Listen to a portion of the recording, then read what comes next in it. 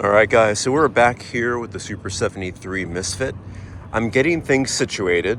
I'm putting like my little accessories on, and that would include the action cam that I use as my dash cam.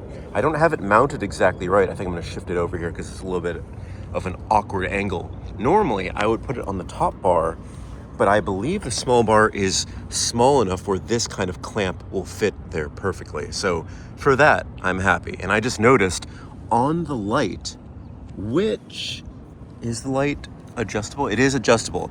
We still have the plastic on it, so you can tell this is a brand new bike. The one issue, and I'm putting a question out there, I always use these U-locks, and what I used to do on my S2 is there was kind of a gap in between the battery portion and the seat. So I would kind of like interlock it just right here, and it would be perfectly fine.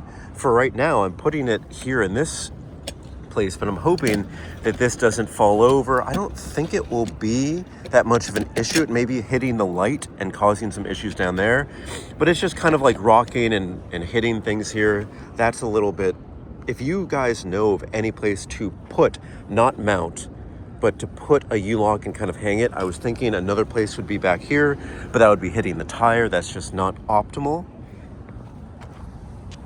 But let's take a look at the bike here in daylight. We finally have the bike here in daylight, and you can see we're in New York City. We have the Empire State Building right there.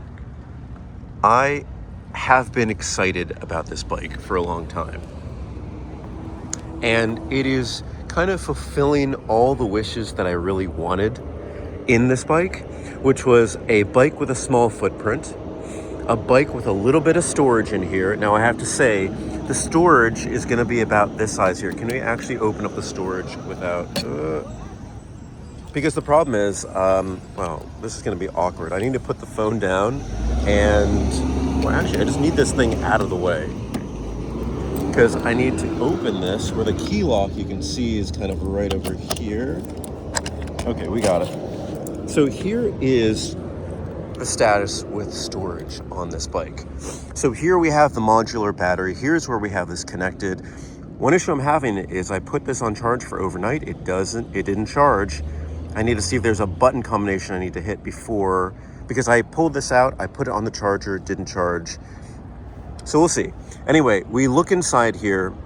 We have the large charger and we have the flap. So when the battery is installed, you know, we have everything right here. This is to charge the battery kind of at home, at the home charger. I decided to leave the charger in here, the new one, because why not? But we're gonna plug this in. We have, and I'm seeing this for the first time, 2 USB-C ports to do some charging. And then here's where the storage comes into play. Remember how small this bike is. For some reason, I thought, okay, we're gonna get a lot of storage. I'll be able to put my groceries. This is a smaller bike, so you're gonna have small storage. So if we have this out of the way,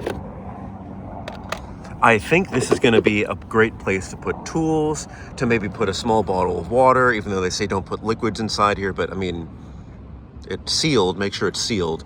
But here's where something comes up. And we have the modular battery. If we have the second modular battery, then we have a very small space for storage, but again, it is lockable storage. So you have the lock here, it takes that nice secure key. So we're able to get this nice and locked. So my question will be is, because I'm looking to get that second modular battery, you know, what we'll be able to do with space. I think this will be able to fit inside, but the charger, I don't think that's going to be able to fit inside with that second battery. For right now, we're perfectly fine. I think this is good. And for right now, this is how this locks. I was going to slam it shut, but not, because that's in the way. And kind of give it like a nice pat so that this engages and is like nice and solid. Now let's talk about the seat. So for me, I'm 5'9", so I'm not tall. This is rated for 5'10", and I think that's exactly what the cutoff point should be. When I'm riding the bike, and the way that the bike has been built here, I'm sitting literally right here. So if you're a kid or somebody who's shorter than me, you're gonna be fine. You're probably gonna be floating around here. I'm sitting around here. My next option would be, and this is going to be a very minor thing, You see how these are kind of matching the slant of the forks? I'm gonna move this upwards here so I'm gripping a little bit forward, and maybe that will pull me off here. But what I'm thinking is, and what I thought is, you'd have like a maybe a cushion that is add here, so you can sit a little bit farther back. I like this because you can kind of use this as a grip to hold it solidly here, hold this solidly here. And if you can pick up 87 pounds, you can kind of, move, put this on a truck, put this in storage, do whatever you need. I'm excited for this. I am looking at this like kind of gray, the titanium color that I chose here. I think this is going to be exactly what I was looking for. I am not somebody to really call attention. My primary wish is just to make this all black, but if this was truly all black, then you wouldn't be able to see the accents of, like the new form factor of this bike, which this feels so solid. It feels like, I don't know, like, here's what I'm thinking. If you are a running back playing football and you're bounding through things, you're just running through things, that's what I feel like with this. You're situated a little bit lower, but you feel solid and it feels really good. So again, we're going to be looking at this. We're going to have some dedicated videos of me just not talking and just showcasing parts of the bike. So take a look at that if you're interested, particularly in the wheels or the headlight or the frame itself or the brakes or the motor or anything. We're going to be doing all of that. And again, I need to answer my own question, but so this has Bluetooth. I was not able to get this. Maybe I need to do like a double tap or something just to get this, because I've been looking to have this connected to the app, and I was like, is this working?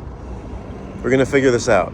There's a lot of new learning things, and for me, I don't tend to look at the manual, but we'll see exactly how this goes.